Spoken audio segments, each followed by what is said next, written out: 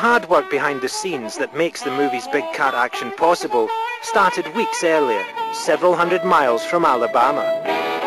Here in southern Florida, at the Tales of the Wild Animal Ranch, trainer Jarrod Davis completes his morning round. He has a whole range of animals that he can supply for film and TV work. Hey kids, come here. Ranch, we have a variety of big cats.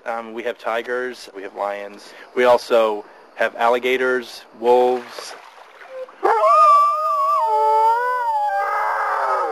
birds of all different types. We spend a lot of time making sure that they have toys to play with and things to do throughout the day. So we spend a majority of our day doing that, and the rest of our day we spend working hands-on with the animals. We also have a couple of ponds because the tigers love to swim so much. We have the ponds the tigers can actually get out and swim, and we get out on a day-to-day basis. The movie When I Find the Ocean requires a black panther, so the team are working hard to do as much preparation as possible.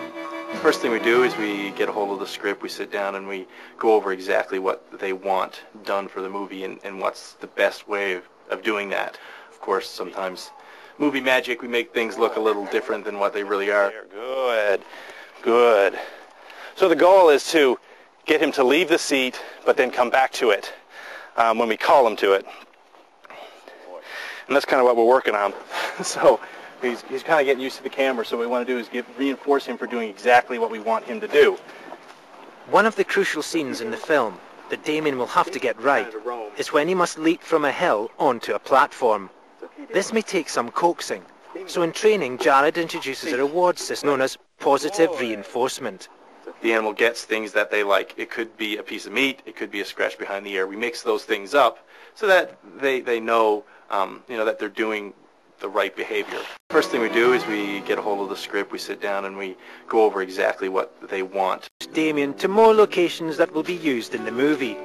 Positioning Damien just where they want him in front of can be no easy task. Sometimes it's unclear just who's leading who. This looks like a 2-year-old's play toy chest, but it's actually what we use to create movie magic.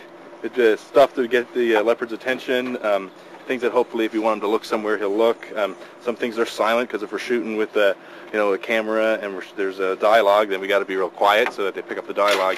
And there's other things that, if we're shooting stills or, where we, can use whistles and stuff to get his attention.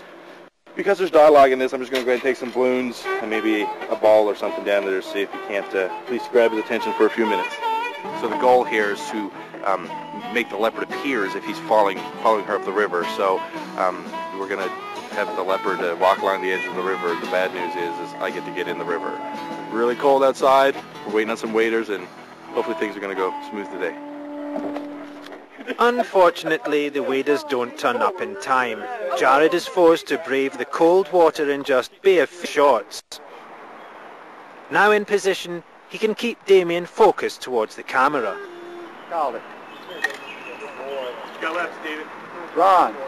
Okay, roll camera. Hey, roll.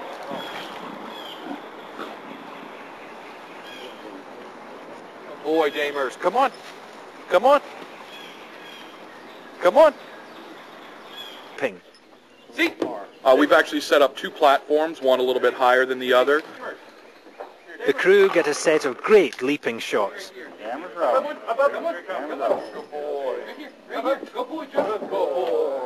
It's finally time to shoot the standoff between the dog and the Black Panther. Seem a little on edge.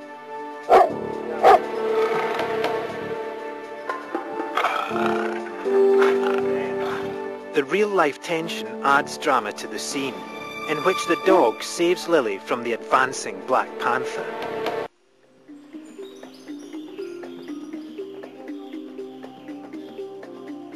King of the jungle. The competitors catch the first glimpse of where they'll spend the next 10 days.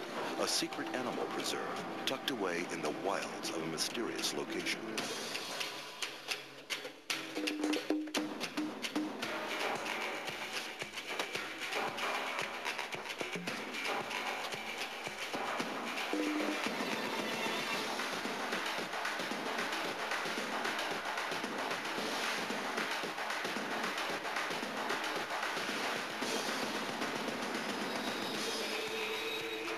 They carry their own gear across a suspension bridge for their first set of instructions. Awaiting them is Animal Planet's Jeff Corwin, King of the Jungle host and master of ceremonies.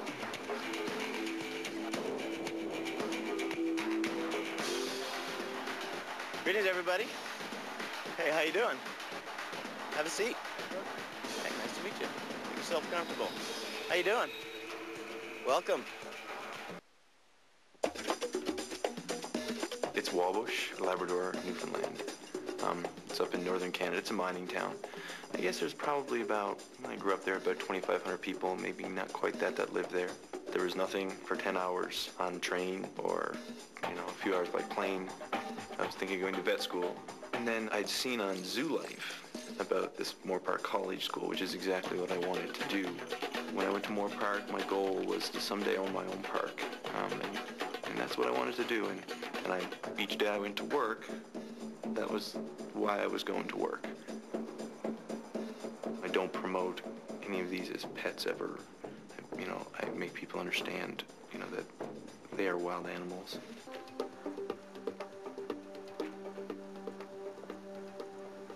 These guys are heavier than Christine, so the bridge tends to be a lot more wobbly, but they're handling it very well. Action. Look over here. We have kind of a large snake. Looks to be some sort of python, probably a Burmese python. A lot of people are afraid of snakes. Mostly it's because they don't have any arms or legs, so they look a little bit different. And if you look at the way he's moving along here, yeah, it's kind of, all his muscles are actually contracting and releasing. It allows him to kind of slither through the grass. A lot of people think these guys are slimy, but actually we get down, we get a chance to touch them, they're actually kind of smooth and leather-like. He's kind of a big guy. Probably can eat some pretty big prey. Snakes in general can actually swallow like 3 times the size of their head, and they open up, they actually dislocate their jaw. This allows them to swallow some pretty big stuff. It's a pretty nice little specimen, it's great. Let's go, Jarrod! My goal is to go out there and do my best, be myself, and have fun. If I win, that's great. If I don't, that's great too. I'm going to treat people right and be fair, and if I get eliminated, then that's life. Woohoo! Halfway there!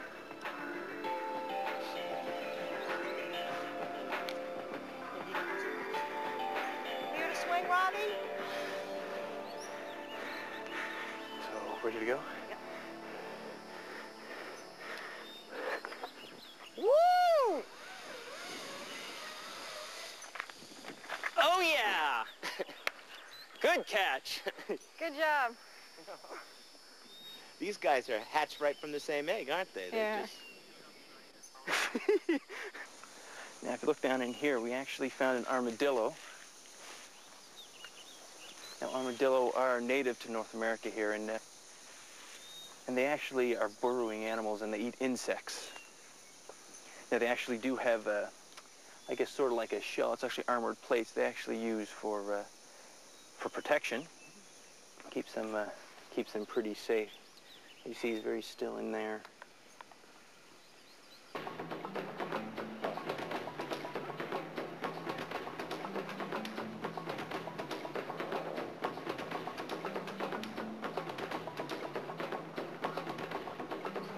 They're all fantastic. It's so hard to differentiate between them. These are great performances.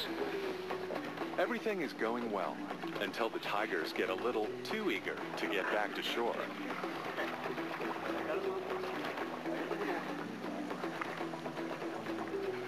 Fortunately, the team is close enough to the shore for the tigers to make it in safely.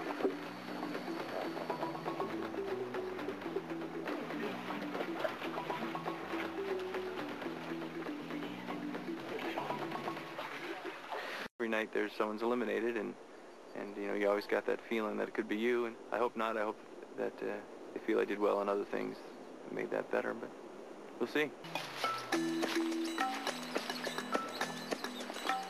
if you actually take a look in here, when you think of the rainforests of Africa, you probably don't think of little guys like these right here.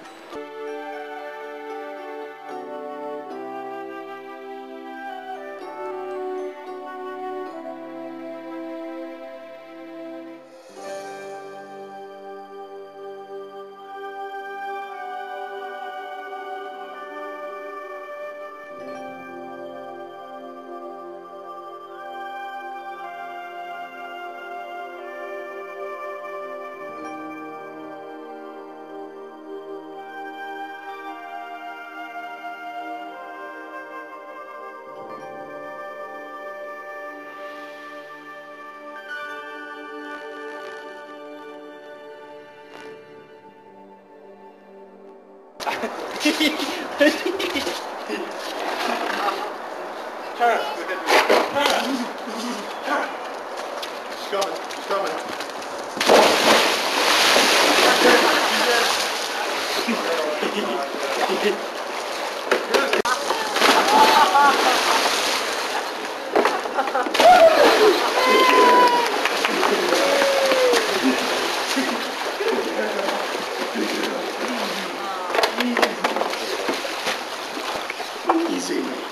Easy. Good girl.